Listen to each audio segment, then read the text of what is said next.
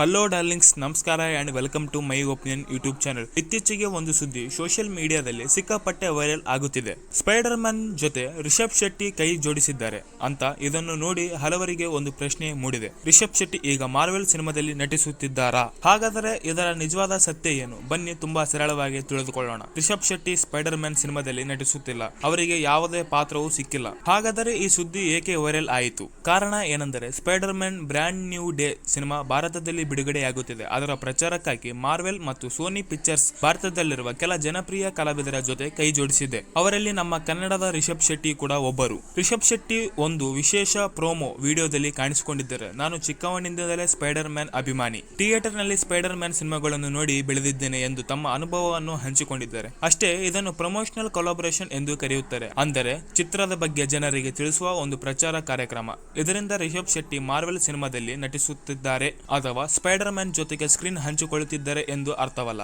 ಆದರೆ ಒಂದು ವಿಷಯ ಖಂಡಿತ ಸಂತೋಷದ ಸಂಗತಿ. ಇದು ಕನ್ನಡ ನಟನೊಬ್ಬನನ್ನು ಮಾರ್ವೆಲ್ ಮತ್ತು ಸೋನಿ ಪಿಕ್ಚರ್ಸ್ ತಮ್ಮ ಚಿತ್ರದ ಪ್ರಚಾರಕ್ಕಾಗಿ ಆಯ್ಕೆ ಮಾಡಿಕೊಂಡಿದ್ದಾರೆಂದರೆ ರಿಷಬ್ ಶೆಟ್ಟಿ ಅವರ ಜನಪ್ರಿಯತೆಗೆ ಸಿಕ್ಕಿರುವ ದೊಡ್ಡ ಗೌರವ. ಹಾಗಾದರೆ ನಿಮ್ಮ ಅಭಿಪ್ರಾಯ ಏನು? ಭವಿಷ್ಯದಲ್ಲಿ ರಿಷಬ್ ಶೆಟ್ಟಿ ನಿಜವಾಗಿಯೂ ಮಾರ್ವೆಲ್ ಸಿನಿಮಾದಲ್ಲಿ ನಟಿಸಬೇಕಾ ಎಂದು ನೀವು ಬಯಸುತ್ತೀರಾ? ನಿಮ್ಮ ಉತ್ತರವನ್ನು ಕಮೆಂಟ್ ನಲ್ಲಿ ತಿಳಿಸಿ. ಕೊನೆಯದಾಗಿ ಹೇಳೋದು ಏನಂದ್ರೆ, ಒಟ್ಟಿನಲ್ಲಿ ನೋಡಿದರೆ ರಿಷಬ್ ಶೆಟ್ಟಿ ಸ್ಪೈಡರ್ ಮ್ಯಾನ್ ಸಿನಿಮಾದಲ್ಲಿ ನಟಿಸುವುದಂತೂ ಸಾಧ್ಯವಿಲ್ಲ.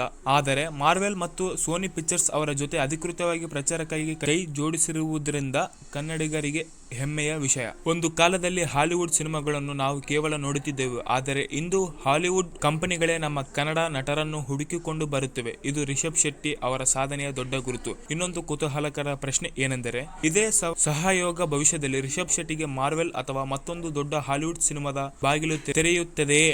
ಸದ್ಯಕ್ಕೆ ಇದಕ್ಕೆ ಉತ್ತರ ಇಲ್ಲ. ಆದರೆ ಸಿನಿಮಾ ಲೋಕದಲ್ಲಿ ಯಾವಾಗ ಏನು ನಡೆಯುತ್ತದೆ ಎಂದು ಯಾರಿಗೂ ಹೇಳಲು ಸಾಧ್ಯವಿಲ್ಲ. ಹಾಗಾದರೆ ನಿಮ್ಮ ಅಭಿಪ್ರಾಯವೇನು? ರಿಷಬ್ ಶೆಟ್ಟಿ ಒಮ್ಮೆ ಸ್ಪೈಡರ್ ಮ್ಯಾನ್ ಅಥವಾ ಮಾರ್ವೆಲ್ ಸಿನಿಮಾದಲ್ಲಿ ನಿಜವಾಗಿಯೂ ನಟಿಸಬೇಕು ಎಂದು ನೀವು ಭಾವಿಸುತ್ತೀರಾ? ನಿಮ್ಮ ಅಭಿಪ್ರಾಯವೇನು? ತಪ್ಪದೆ ಕಮೆಂಟ್ ನಲ್ಲಿ ತಿಳಿಸಿ. ಆ್ಯಂಡ್ ಈ ಮೂವಿ ಬಂದು ಇದೇ ತಿಂಗಳ 30ನೇ ತಾರೀಕು ರಿಲೀಸ್ ಆಗ್ತಾ ಇದೆ. ಸಿಗೋಣ ನೆಕ್ಸ್ಟ್ ವಿಡಿಯೋದಲ್ಲಿ. ಅಲ್ಲಿವರೆಗೂ ಕೀಪ್ ವಾಚಿಂಗ್ ಡಾರ್ಲಿಂಗ್ಸ್.